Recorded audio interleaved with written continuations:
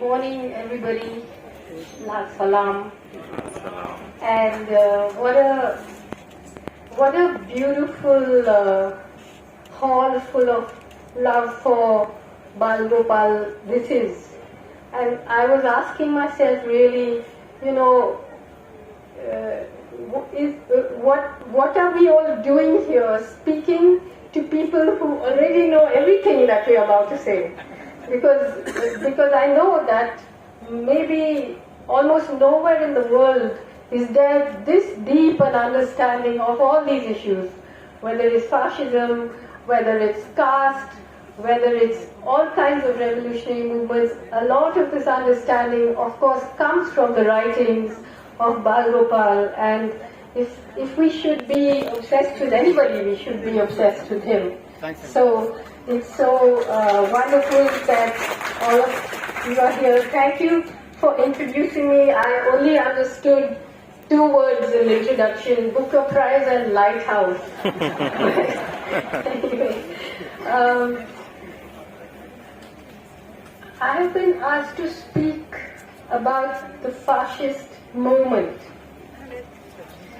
First, I must apologize to you if I sound incoherent, because, you know, for me the last month has been a very difficult month, because I just lost my mother, and it was a very, we had a very interesting relationship.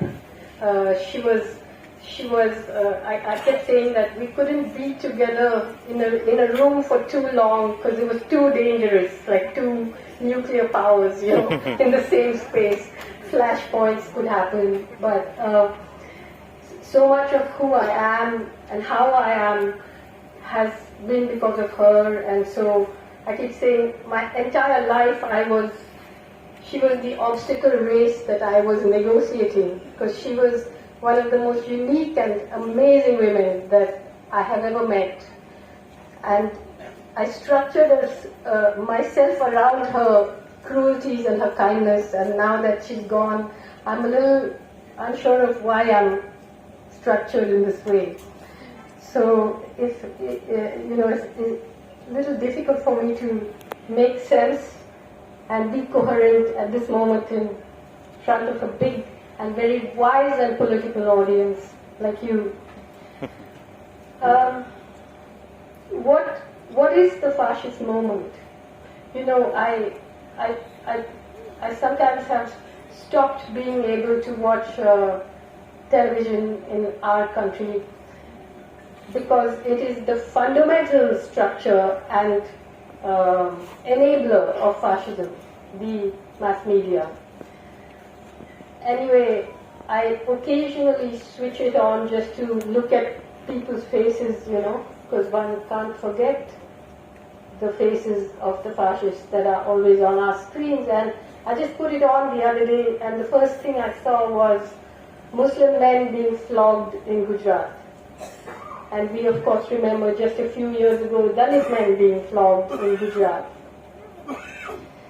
We don't have any time to recover from one moment to the next, because we are just flooded with things to be outraged about. So I'm going to just look through what are the signs of fascism and what are the accepted indicators of fascism.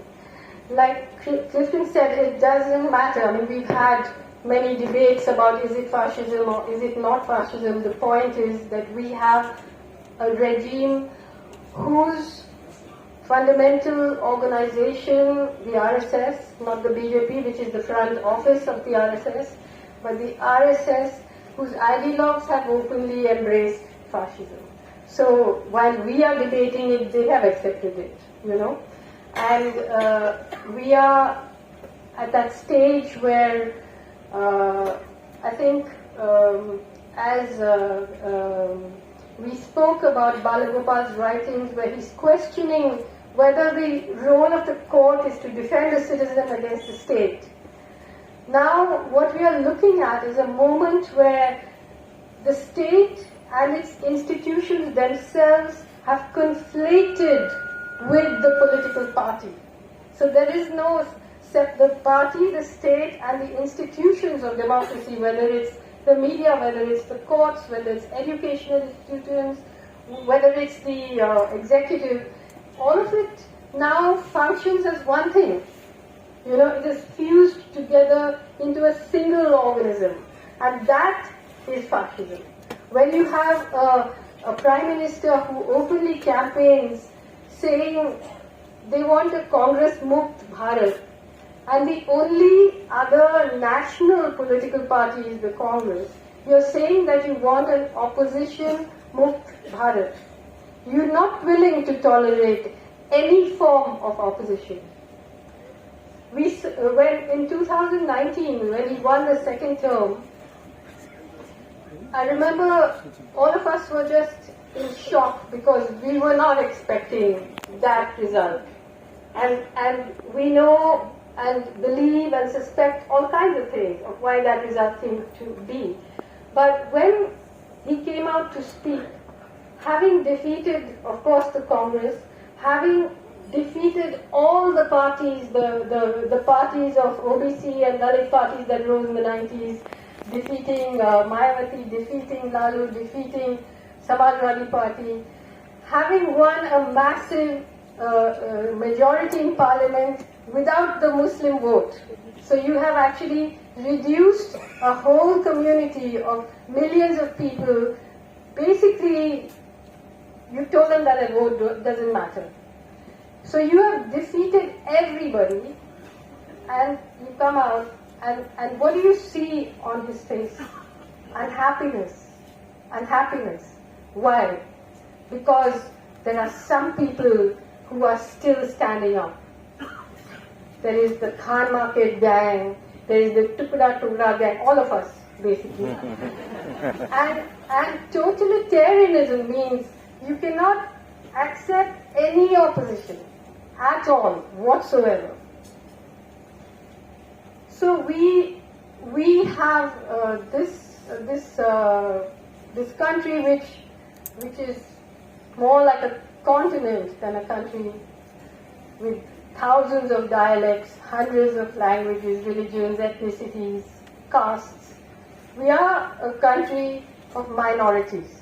There isn't actually any majority in this country. And all the violence that we are seeing today of Hindutva, fascism, is that attempt to create a majority, an artificial majority, which actually doesn't exist. You're trying to create it, and it isn't new. You know, when it started with, it started when, long ago, when representative democracy or representative government began to replace imperial power.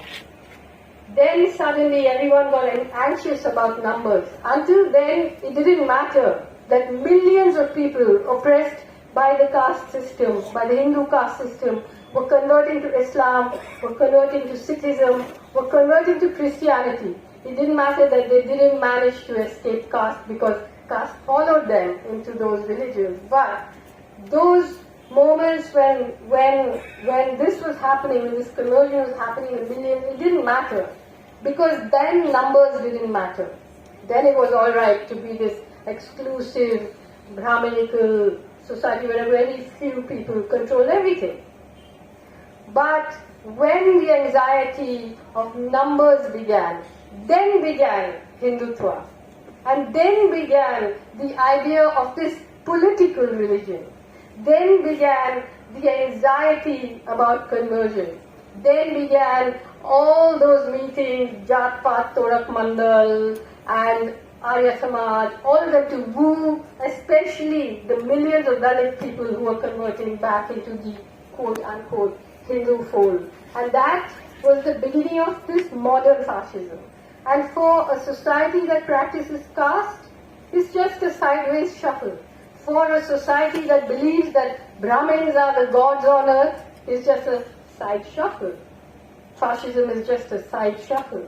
We, way before the Germans started off on Aryan the belief in the Aryan superhuman, we were doing it in India. So it's very easy for this society to become a fascist society. Clifton, you spoke about how 100% of the sanitation workers are Dalit. Look at the other side of it. Look at the caste of our great industrialists. What is their caste? You know, caste is something that is the engine that runs this country. So, Adani, Ambani, Mittal, all of them, what is their caste? What is the caste of the predominant judges in our country? The editors, the owners of media. So, we are structurally somewhere between feudalism, apartheid, Nazis, fascism. It's you know, these layers one on top of the other. I mean, these days I keep thinking about all the struggles that have happened in this country. I mean, in the 1960s and 1970s, these were revolutionary struggles. These were struggles calling for justice. These were struggles calling for the redistribution of wealth and the redistribution of land. These were struggles by working class people, the Naxalite movement. All of that was a struggle where the idea of justice was huge and real, a concept of equality. After those struggles were crushed, of course they keep re-emerging in other forms, but after those struggles were crushed, in the 80s and 90s came what? Of all of that, the struggle against that big dam gave us. But what was fundamentally, the fundamental argument was not displacement, but the fundamental base on which you could fight against dams which were destroying rivers, which were centralizing resources, which were snatching things away from the poor to give to the rich. The fundamental foothold that movement had was displacement. So from talking about the redistribution of land, the end of zamindari and all that, you come to displacement where you're just saying, जो हमारे पास है वो मत छीनना. You know? So you come to displacement. That struggle was crushed. Then you come to the NREGA, Narega. Acha, just give people minimum wages for 90 days. Enough for any sort of upper middle class person to have a meal at a nice restaurant one night. That's all you're asking for. That was being mocked. That was the revolutionary. That is impossible. After NREGA now, it's like NRC. You can't even be sure of your citizenship. And as Hannah Arendt said, citizenship is the right to have rights. So now you come to are we really discussing fascism? The only people who at one time said that you can only be a citizen if you produce these sets of documents that we will approve of. In Nuremberg, the Nazis did that. So then you come to NREGA, and now we've come to kya? कि आपका नमक खा ले तो हम vote देंगे. You know, this is the journey of most people in this country, not the fighting people, but otherwise. We have, Tilken, you were talking about the fact that so many workers have been communalized. I was in UP actually before the elections. You know, I traveled to many villages and spoke to many people, and on the one hand, the language of the farmers' movement had penetrated into UP, and it was wonderful to hear. A lot of people who used to be with BJP also understanding कि क्या हो गया. But there were a lot of other people, you know. जैसे corona में गंगा में लाश बह रहे थे और मुझे कह रही थी नहीं लेकिन मोदी जी नहीं होता तो और भी लाशें होती. No, seriously, you know, the humiliation, what is it that you know, what is it that makes people who are being humiliated revere the people who are humiliating them? It is a fundamental political question for us, you know, that how is it actually happening, this thing? So I was thinking about it a lot, and I thought, you know, if you sell people a mythological past, like the worker who had Bharat Mata का जो map है दरवाजे पे, you sell people a mythical past in which they were once glorious, and you can take away their future. You know, you can take it away for nothing. You can crush them.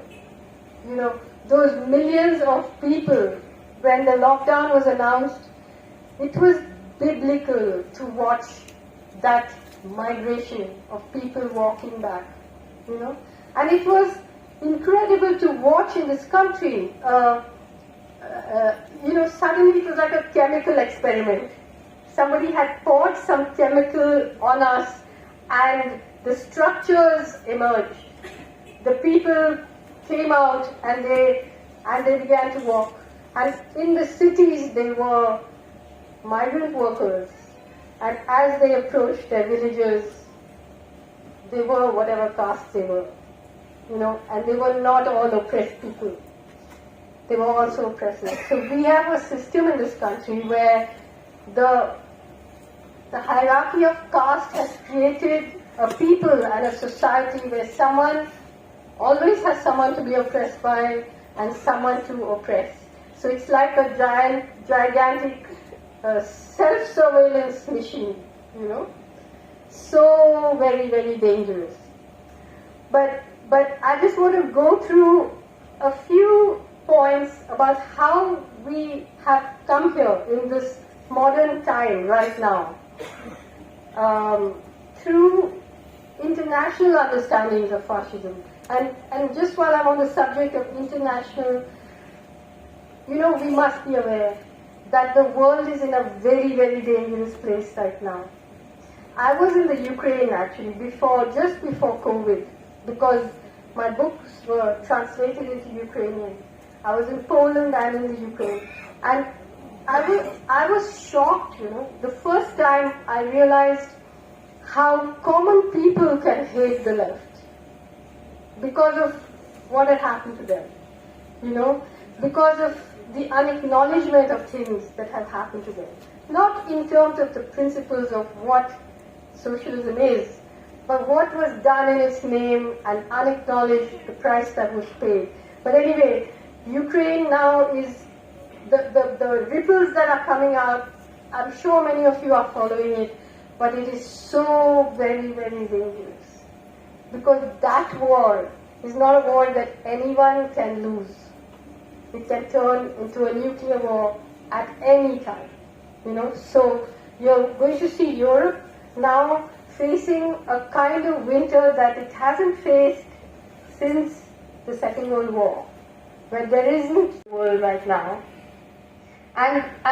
And what we are experiencing in this country is being experienced in other places in deeper ways, you know, also. And in all sorts of societies, Islamic societies, European society, American society. In Iran, women are fighting for the right not to wear a hijab. In Karnataka, women are fighting for the right to wear a hijab. It is not an antagonistic struggle. It is all about coercion and control of women to further particular kinds of ideologies. It is to stop women having a choice.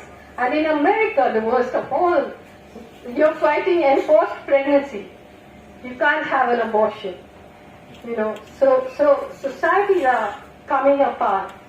But coming back to this, so the point number one is fascism begins with a deep social crisis that is seen as a threat to existing social hierarchy. So we all remember in the 80s what was happening in the late 80s when Balagopal was writing.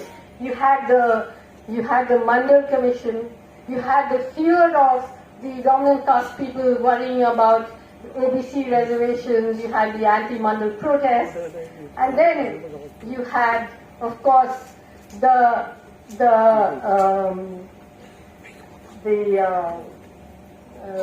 Babri Masjid thing a little later. You had at that time the opening of two locks. I've spoken about this many times. In the late 80s, when Afghanistan fell, when Soviet communism ended and India became totally aligned, you had two locks that were open. One, the lock of the Babri Masjid, and the other, the lock of the market.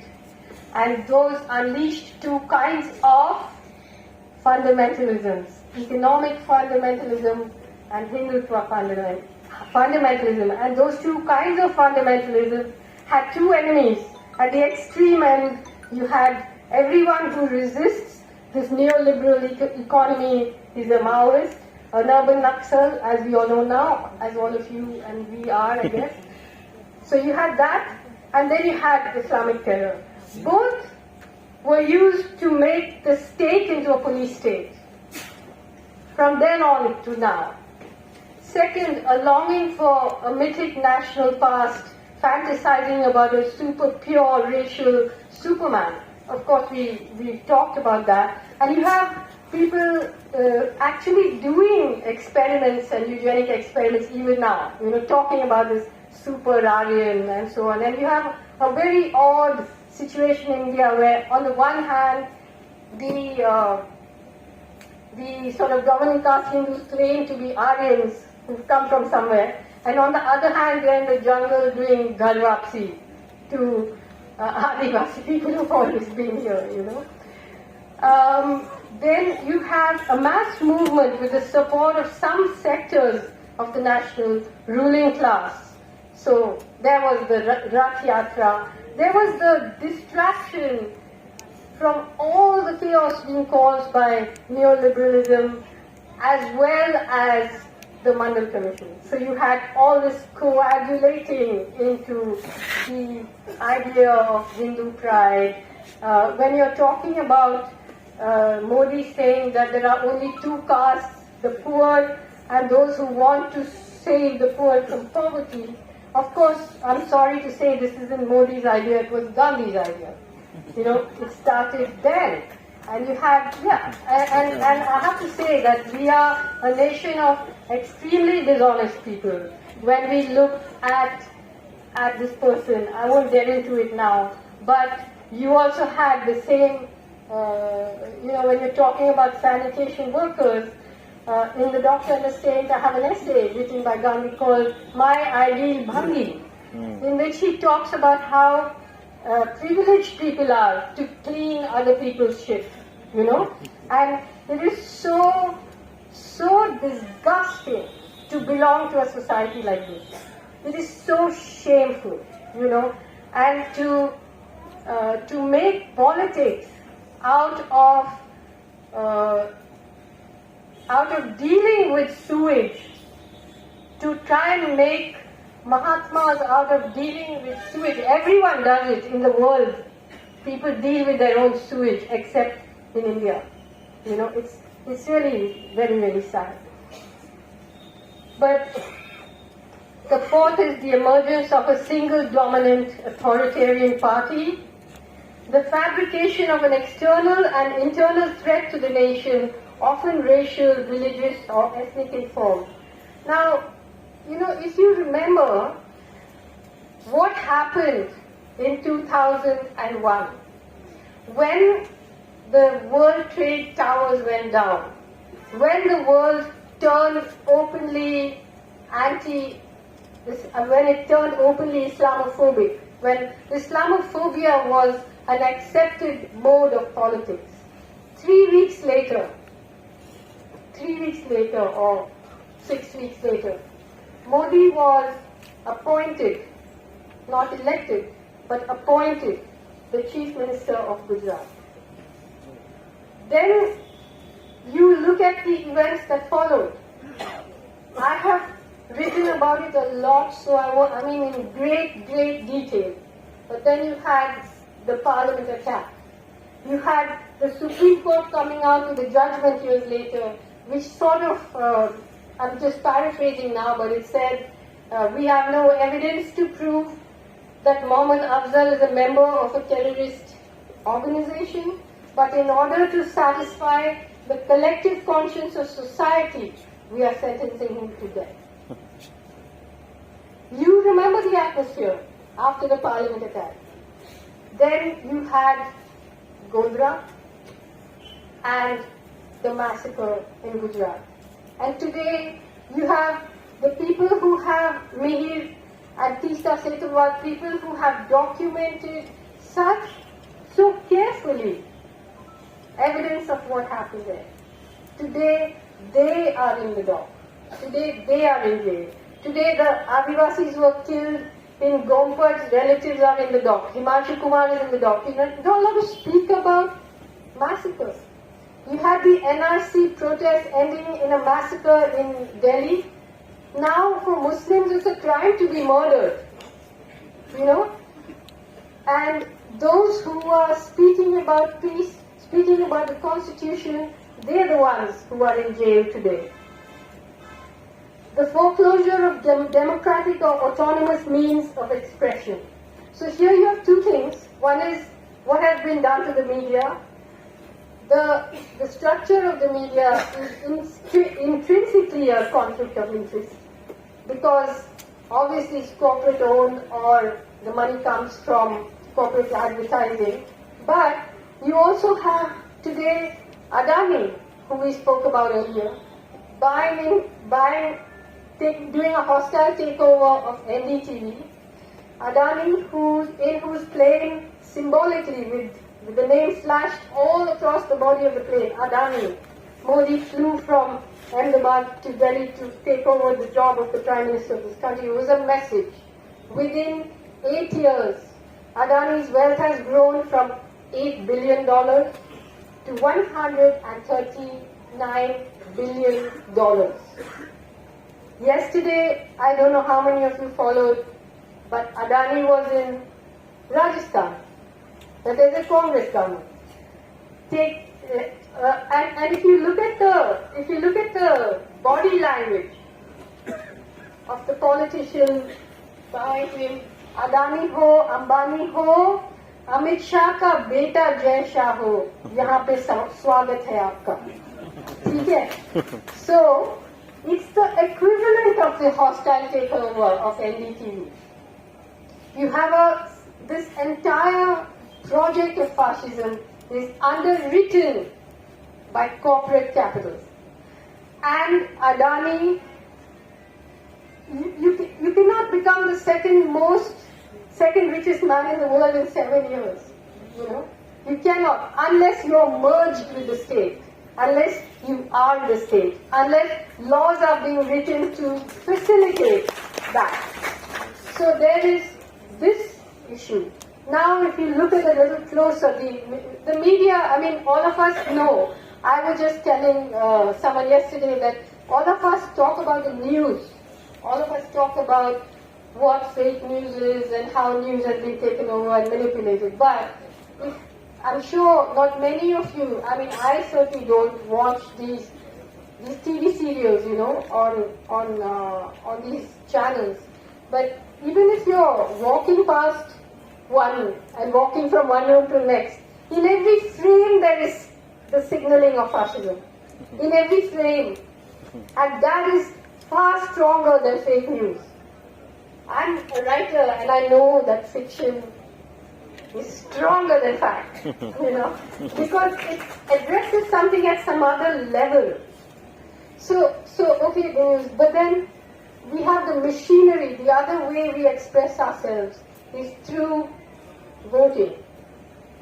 So you have the machinery of voting now. I'm not talking just about the EVM, but look at the funding. The electoral bonds, which has made entirely anonymous how political parties can be funded. And now they've changed, I think yesterday only, they changed the laws of CSR, corporate social responsibility, to make them more opaque so that that money too can go to political parties. So you have, on the one hand, a political party that's not counting Adani's money, you know, but whether Adani is a politician or the politicians are corporations, we leave that matter for another day, but not counting Adani's money, I'm saying, you have such a hugely rich political party. Demonetization hit the working class, it also hit all political parties. They were just emptied out, you know. So now you're watching elections, it's like watching a BMW racing a bullock cart. Economically. The only thing is that bullock carts and cycles can go to places that BMWs can't go into. So that's our hope, you know. Yeah. That's our hope. Eighth is the existence of street fighting elements or militias to intimidate and terrorize, and in some cases murder opposition forces. Here also we don't, I don't need to tell you what I'm talking about, but also to understand that these militias are now, again, you know, the whole new recruitment policy for the army. What happens to those people after they serve 4 years? You know, who do they then serve? And there are also schools, training schools, universities being started by Hindutva Sangh people to train people to get into the army. So again you have the privatization, not just of violence, but the privatization of trained armed cadre, which is what we have to think about. And of course, the ninth is the militarized rhetoric of masculinity, anti-feminism, casteism, and the 10th is paranoia. And paranoia is Pegasus, okay? Not just spying on you, but taking over your identity and then manipulating it. I was telling our friends today that, you know, speaking in this hall and speaking at the Delhi Press Club often makes me so sad, because the people who used to organize these events, the people with whom I was sitting at this table, are all in jail today. You know, some of the greatest minds in our country are in jail today. So I'm just going to end with a 3-minute reading, because believe me, I'm a better writer than I am a speaker. But this is just, it's an essay called The Graveyard. Actually it was a lecture called The Graveyard Talks Back. And it's about, it's a lot to do, it's from this book called Azadi, Fascism and Fiction and the Freedom in Time of the Virus. But it's about writing and writers and language. A lot of the essays are here about how in India language was partitioned before the land was partitioned, you know, into Urdu and Hindi, and how basically Gaurakshaks, this Hindustan movement, all of them started together, you know. And of course the irony is the Hindustan, they're all Persian words borrowed by Hindutva forces. But I'm just going to talk, it's just a little passage about writing and fascism. In the previous part I'm talking about how, you know, what is being done to the imagination of writers. And I'm mentioning all of this only in order to think aloud about how this continuous, unceasing threat affects writers and their writing. Each one of us reacts differently, of course. Speaking for myself, as the pressure mounts and the windows are shut, one by one, every cell of my writing brain seems to want to force them open again. Does that shrink writers or expand them? sharpen them or blunt them. Most people, I imagine, believe it would restrict a writer's range in imagination, steal away those moments of intimacy and contemplation without which a literary text does not amount to very much. I've often caught myself wondering, if I were to be incarcerated or driven underground, would it liberate my writing? Would what I was writing become simpler, more lyrical perhaps, and less negotiated? It's possible, but right now, as we struggle to keep the windows open, I believe our liberation lies in the negotiation. Hope lies in texts that can accommodate and keep alive our intricacy, our complexity, our density, against the onslaught of the terrifying, sweeping simplifications of fascism. As they barrel towards us, speeding down their straight, smooth highway, we greet them with our beehive, our maze. We keep our complicated world with all its seams exposed alive in our writing. After 20 years of writing fiction and non-fiction that tracks the rise of Hindu nationalism, after years of reading about the rise and fall of European fascism, I've begun to wonder why fascism, although it is by no means the same everywhere, is so recognizable across histories and cultures.